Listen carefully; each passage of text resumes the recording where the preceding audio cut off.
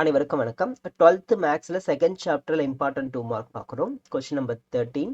Evaluate 3 sin inverse 1 by root 2 plus 2 cos inverse root 3 by 2 plus cos inverse 0.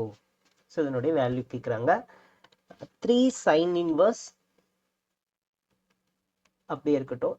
sin inverse 1 by root 2 அதுக்கு நான் value அப்படியே apply பண்ணிக்கிறேன்.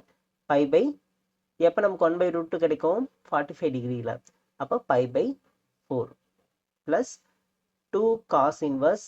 cos inverseல நமக்கு எப்போ root 3 by 2 கிடைக்கும் 30 டிகிரியில் கிடைக்கும், அப்போ தான் பை பை 6 அப்படின்னு எழுதிக்கிறேன். cos inverseல நமக்கு எப்போ 0 கிடைக்கும் 90 டிகிரி, ஸோ 90 டிகிரி. ஸோ இங்கே 3 பை பை 4 இது கேன்சல் பண்ணோம் அப்படின்னா 3 times plus pi by 3 plus pi by 2. LCM எடுத்துக்கிறேன்.